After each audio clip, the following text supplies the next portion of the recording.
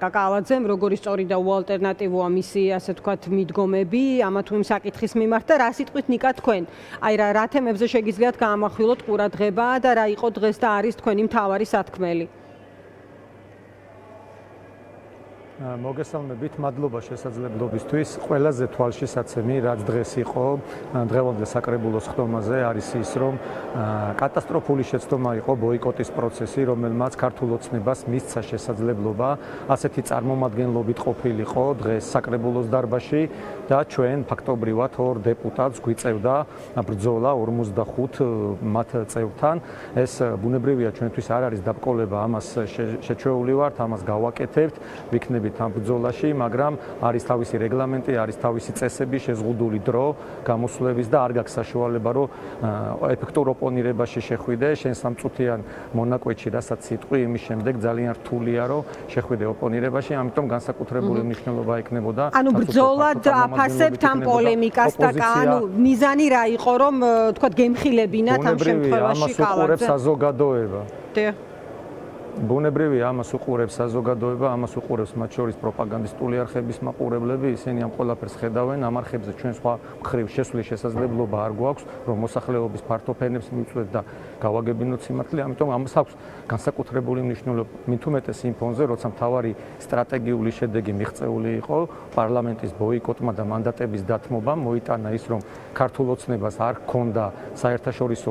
ლეგიტიმაცია, ანუ მთავარი მიზანი იყო მიღწეული და ამის შემდეგ ჩვენ მთავარი მოთხოვნებიდან არ უნდა გადაგვეხვია, მოთხოვნები უნდა ყოფილიყო ახალი საპარლამენტო არჩევნების მოთხოვნა და პოლიტიკური პატიმრების გათავისუფლება და ამ პროცესში ჩვენ აუცილებლად გვჭირდებოდა თვითმმართველობები, როგორც საყრდენი,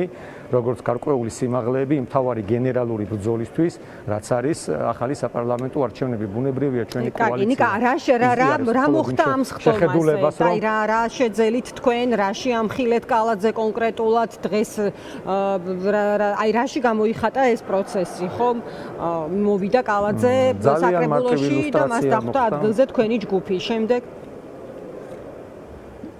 მესმის თქვენი კითხვა ძალიან მარტივი ილუსტრაცია მოხდა. მე დაახლოებით მე-5 თუ მე-6 ვიყავი იქ ჩაწერის შემდეგ, ჩემამდე გამოდიოდნენ ქართული ოცნების დეპუტატები, წევრები საკრებულოსი, რომლებიც საუბრობდნენ იმ მიღწევებზე, ეგრეთ წოდებულ მიღწევებზე, რომელიც გვაქვს თბილისში, აქვს თბილისის მოსახლეობას, მიუხედავად იმ უამრავი პრობლემისა, რომლის წინაშეც ვცხოვრობთ და როგორც კი იყო ჩვენი გამოსვლები, ამის შემდეგ არც ერთი მათი გამოსვლა, ამის შემდეგ დაახლოებით 10-15 ქართული ოცნების დეპუტატი გამოვიდა და აღარც ერთი მათი გამოსვლა არ იყო, თქვა თუ როგორ ყვავებულია თბილისი და როგორი კეთილდღეობა აქვს თბილისელებს. პირიქით, ყველა მათი გამოსვლა იყო ჩვენ საწინააღმდეგოდ მომართული და სწორედ ეს იყო ილუსტრაცია, რომ მათ ჩვენ უწევთ კონკურენციას, უწევთ ოპონირებას და ისინი გადმოვიყვანეთ ამ რეჟიმში, რომ კი არ ელაპარაკათ რაღაც სიცრუე და ტყუილები, პირიქით ყოფილიყვნენ ჩვენი მოპასუხეები. ეს არის მთავარი პოლიტიკური პროცესის შექმნა კონკურენციაში შესვლა და თუ ამას ვახერხებთ ორი ადამიანი, ბუნებრივია ამას უფრო უკეთესად მოახერხებდა ბევრად მეტი პროდასავლური ოპოზიციის წარმომადგენელი. ამიტომ მე მინდა მივმართო ქართულ საზოგადოებას, რომ კარგად გაიაზროს ის პროცესი, რომელშიც ახლა ვართ. ქართული ოცნების უმთავრესი მიზანი ახლა არის, რომ პოლიტიკა მოკლას საქართველოში, პოლიტიკა მოკლას ქვეყანაში, არ იყოს პოლიტიკური პროცესი და აი ამის შესაძლებლობას არავითარ შემთხვევაში ნიკა მესმის, მაგრამ მაშინ ამავე ლოგიკით შეიძლება ვიღაც ფიქრობდეს, რომ იგივეს თქმა შეიძლება პარლამენტთან დაკავშირებითაც, ხომ? ამაზე კი არის ცნობილი თქვენი პოლიტიკური ჯგუფის პოზიცია. გვისაუბრია კიდეც, კი ბატონო, მაგრამ არის რაღაც გარკვეული ჯგუფი, რომელიც არა, ეხლაც ვისაუბრე ამ ჩართვაში, რომ ხო, ამ მიმართულებით სვამს კითხვებს, კი ბატონო. კი პასუხებ თუ შეიძლება. კი ბატონო, გიპასუხებთ ამაზე უკვე ამ ჩართვაშიც ვისაუბრე, ჩვენ გქონდა მთავარი მიზანი, რომ არ მომხდარიყო მიტაცებული არჩევნების შედეგად დაკომპლექტებული პარლამენტის ლეგიტიმაცია საერთაშორისო საზოგადოების მხრიდან, სწორედ ამიტომ დავტოვეთ მანდატები, სწორედ ამიტომ თქვი თუ არის დეპუტატობაზე და უამრავ სხვა სიკეთეზე, მათ შორის მატერიალურზე და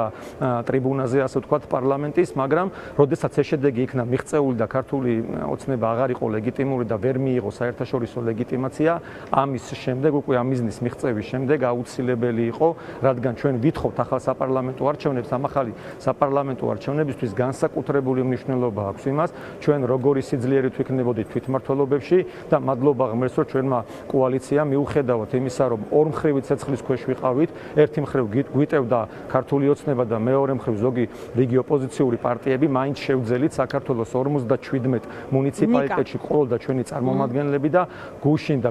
დღეს ყველა სხდომებზე გაჟღერდა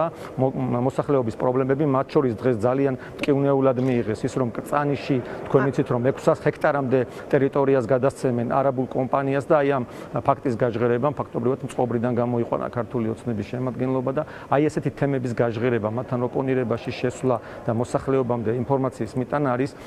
სასიცოცხლოდ მნიშვნელოვანი. ხო, ნახე სხვათა შორის კალაძის კომენტარი ამ არჩგუფთან დაკავშირებით ის ამბობს, რომ კანონები აქვს ქვეყანას და ყველაფერი ისე იქნება, როგორც უნდა იყოსო, მაგრამ ეხლა მე კონკრეტულად თქვენ პოლიტიკურ ჯგუფზე მინდა კითხოთ, ნიკა, შესაძლოა იცნობთ კობახიძის გამოხმაურებას თქვენთან დაკავშირებით.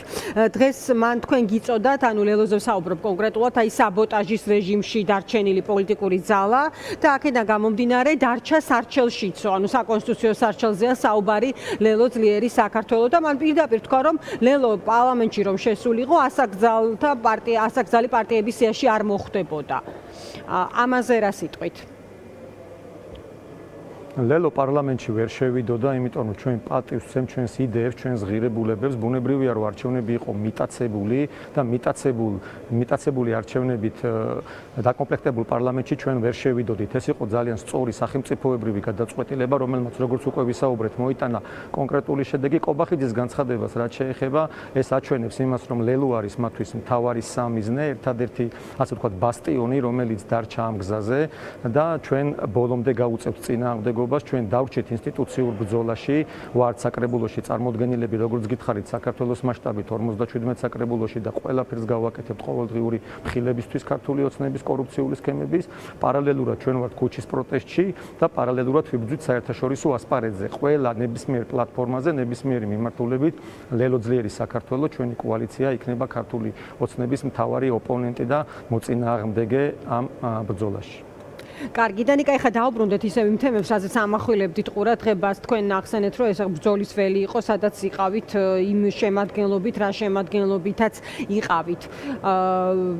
რა საკითხებზე იყო კონკრეტულად ლაპარაკი, ასევე და თქვენი მხრიდან გამახვილებული ყურადღება, ანუ ამ შემთხვევაში ეს მნიშვნელოვანი შესაძლებლობა, როგორც თქვენ იძახით, კიდევ რა თემებზე ოპონირებისთვის გამოიყენა თქვენმა პოლიტიკურმა ძალამ ადგილზე. ანუ კალაძე ყოველ ხშირად არ იქნება, საკრებულოში ცხადია, ის ოცნების ერთ-ერთი ლიდერი და ასე ვთქვათ, რაზე ედავებოდით მას ამ შემთხვევაში? ყველაზე მტკივნეული, რაც არის ქართული ოცნებისთვის, ეს არის კორუფციული საქმეები, არათუ ჩვენ ლელო ძლიერი საქართველო, მათივე პროკურატურა ხელს ქართული ოცნების მაღალჩინოსნებს და უმაღლესი თანამდებობის პირებზე არის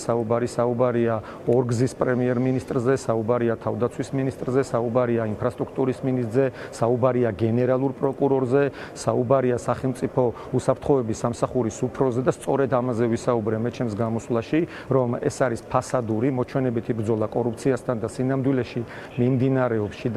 შიდაკლანური დაპირისპირება, რათა ახლიდან გადანაწილდეს სახელმწიფო რესურსები და ახლა სხვა პოლიტიკურმა ჯგუფმა ძარცვოს და სწორედ ამიტომ დავაყენე ინიციატივა საკრებულოში, რომ შეიქმნას დროებითი სამუშაო ჯგუფი, რომელიც გამოიძიებს კონკრეტული კორუფციის საქმეებს უკვე თბილისის მერიაში, რადგან ამხრივად უამრავი შეკითხვა არსებობს, მე ეს кейსების ჩამოთვალეს სათითაოდ და სხვათა შორის ამაზეც გამომეხმაურა ბატონი კახა და მოითხოვა დამატებითი ინფორმაცია, რასაც დიდი სიამოვნებით მივაწვდით, აუცილებლად გაუგზავნით თბილისის მერიას წელი, სადაც დეტალურად უკვე გავივლეთ იმ საკითხებს, რა საკითხებზეც მე დღეს ვისაუბრე. როგორც გითხარით, რეგლამენტი არის შეზღუდული, სულ 3 წუთი გვეძლევა აქ სიტყვით გამოსვლისთვის, ამიტომ მაქსიმალურად ვეცადე, რომ შევხებოდი ყველა იმ მტკივნეულ кейს, რომელიც აწუხებს თბილისის მოსახლეობას და მოვითხოვეთ, თავარი ინიციატივა იყო ის, რომ შეიქმნას ანტიკორუფციული სამუშაო ჯგუფი, რომელიც ამ შესაძლო კორუფციულ ფაქტებს შეისწავლის. კი ბატონო, კორუფციაზე გაამახვილეთ ყურადღება, ნიკა, ამ თემებთან დაკავშირებითაც კითხავთ, დღეს კიდევ არაერთი ინფორმაცია გახდა ცნობილი, კითხავთ როგორც კონკრეტული ოპოზიციური პოლიტიკური ჯგუფის წარმომადგენელს, ანუ შემდეგი, ვთქვათ, პროცესების განვითარების, ვთქვათ, პროგნოზი როგორია და როგორ უნდა მოხდეს ამ თემების შესაბამისად მიტანა მოქალაქემდე, თქვენ ხშირად ამახვილებთ ხოლმე ყურადღებას რაღაც სხვაობაზე, ხომ? აი რიგითი მოქალაქის ყოველდღიურ ცხოვრებასა და რაღაც ჩინოვნიკების ცხოვრებასთან შედარებით. აი ამის ახსნა როგორ უნდა მოხდეს თვალსაჩინოდ რეალურად ამა თუ იმ წლებში ვთქვათ ამ კორუფციული სქემების მუშაობამ რეალურად როგორ დააზიანა ესა თუ ის მოქალაქე და თუ მუშაობთ ამაზე რომ ეს კიდევ კარგად იყოს ახსნილი და მიწოდებული ადამიანებისთვის. ბუნებრივია ჩვენი პოლიტიკური გუნდი აგრძელებს ყველა იმ საკითხზე მუშაობას, რომელზეც მუშაობდით წინა საარჩევნო პერიოდში. ეს იყო ავარიული სახლები, ეს იყო არაეფექტური სატრანსპორტო პოლიტიკა, საცობები, ეს იყო მოუწესრიგებელი შიდაგზები, ეს იყო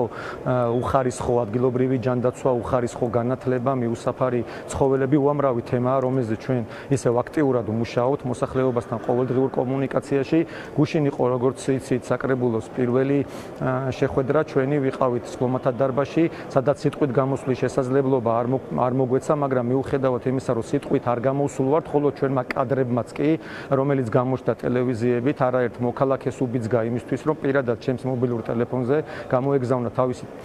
პრობლემები, მოეწერა ჩემთვის და ეთხოვა, რომ მისულიყავი მასთან და დავინტერესებულიყავი მისი პრობლემებით, რადგან ეს ადამიანები მიტოვებული ყავს ქართული ოცნების ხელისუფლებას, ის მხოლოდ საკუთარ საარჩევნო ვერტიკალზე ზრუნავს, საკუთარ მხარდამჭერებზე ზრუნავს, ეს არ არის ყველას ხელისუფლება, მათგან თუ განსხვავებული პოზიციები გაქვთ, თუ არ ეთანხმები მათ პოლიტიკურ კურსს, რომელიც არის საქართველოს გარუსება, ბუნებრივია ისინი არაფერს არ აკეთებენ იმისთვის, რომ მხარში დაუდგნენ ამ მოსახლეობას, ამიტომ ესეთი ხალხი ეძებს ალტერნატივას, ეძებს პოლიტიკურ ძალას, ვინც მათ ტკივილს გაიზიარებს, ვინც მათ გასაჭირს გაიზიარებს, ამიტომ გუშინ უკვე მიუხედავად იმისა, როგორც ვთქვი, რომ გამოსვლა საერთოდ არ მქონია და მხოლოდ კადრში გამოვჩნდით, აი ამანაც კი უბიძგა მოქალაქეებს იმისკენ, რომ ჩვენთან კომუნიკაციაზე გამოსულიყვნენ და ეთხოვა დავინტერესებულიყავით მათი პრობლემებით. ჩვენ ბუნებრივია რომ ამას გავაკეთებ და არც ერთ ზარს, არც ერთ მესიჯს არ დავტოვებთ უპასუხოდ. დიდი მადლობა, ნიკა, დაგემშვიდობები, ნიკა